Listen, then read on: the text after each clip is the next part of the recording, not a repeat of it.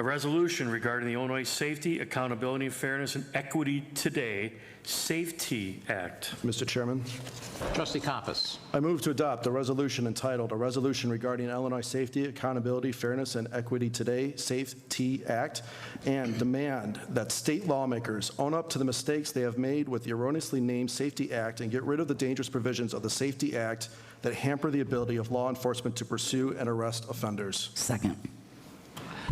And I'm going to read the resolution first and make my comments first, and then the board can clean up anything that I've missed, because I've been dealing with this for quite some time, both legislatively and with other towns as well.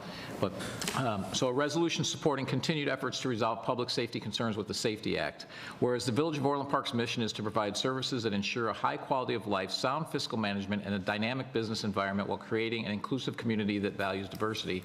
And whereas providing a safe and secure community for all Orland Park residents and businesses is a focus of the village's priority plan. And whereas the Orland Park Police Department has been a leader in police training, policy and practice, accountability and transparency. And whereas the village values public engagement and stakeholder involvement to ensure all perspectives are considered in the development of legislation. And whereas on January 22nd, 2021, the Illinois Safety, Fairness, and Equity Today Act, Safety Act, was signed into law, which imposes significant changes impacting many aspects of criminal justice system, including pre-arrest diversion, policing, pre-trial sentencing, and corrections. And whereas the Safety Act was poorly drafted, nearly 800 pages, and passed in the middle of the night with little to no public debate.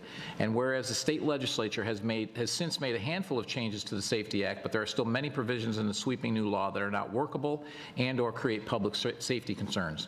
And whereas the law abolishes cash bail as of January 1st, 2023, that all defendants charged with criminal acts should be released from custody without posting monetary bail, which will cause major public safety issues. And whereas violent offenders who are released on electronic monitoring and choose to violate the terms of their release have to be in violation for 48 hours before law enforcement can act. Whereas this denies crime victims their constitutional rights from Article 1, Section 8.1 of the Illinois Constitution, codified in the Rights of Crime Victims and Witnesses Act, that mandates that crime victims shall have the right to have their safety and that their families considered in denying or fixing the amount of bail, determining whether to release the defendant, and setting conditions of release after arrest and conviction. And whereas eliminating bail not only contradicts previously established and superior law, it places crime victims at a greater risk to be re-victimized and unnecessarily subjects witnesses to threats and intimidation. And whereas the law severely weakens the habitual crime statutes and three-strike sentencing laws, making it harder for our criminal justice system to keep repeat violent offenders off the streets and behind bars. And whereas the village worked with the Illinois Association of Chiefs of Police to share public safety concerns about the Safety Act after its initial release and during consideration of subsequent trailer bills. And whereas the village supports certain elements of the Safety Act and has already implemented elements including body cameras and use of force training. And whereas the Safety Act contains several elements that impact the ability of the village to most effectively provide police services, including, but not limited to, unreasonably limiting the imposition of cash bail, unreasonably limiting police officers' discretion to make arrests, imposing unreasonable police certification and decertification standards, and mandating unreasonable custodial accommodations. And whereas this poorly drafted law containing ill-conceived directives would negatively affect the safety of every citizen of our community. And whereas we must stand with the men and women of law enforcement who consistently stand up for us, and we must not allow this law to stand as passed. And whereas there is an opportunity for legislators to continue to work with public safety representatives and all community stakeholders to further amend the Safety Act to address outstanding public safety concerns, and whereas a failure to remove these provisions or repeal the Safety Act prior to January 1st, 2023 will put the safety of law-abiding citizens and police officers at risk. Now, therefore, be it resolved by the President and Board of Trustees of the Village of Orland Park, Cook and Will Counties, Illinois, in exercise of its home rule authority as follows. The Village of Orland Park demands that the state legislators work with public safety representatives and all community stakeholders to fix remaining problems with the Safety Act, including but not limited to unreasonably limiting the imposition of cash bail, unreasonably limiting police officer discretion to make arrests, imposing unreasonable police certification and decertification standards, mandating unreasonable custodial accommodations, unreasonably allowing offenders to violate terms of their release, and violating victims' rights as outlined in Illinois law. The Village of Orland Park demands that these provisions are removed, or that the Safety Act be repealed prior to their implementation on January 1st, 2023. My comments on this: I can't even begin to tell you how dangerous this act is. First, it was passed in the middle of the night with 40 minutes to read an 800-page bill, which is unacceptable.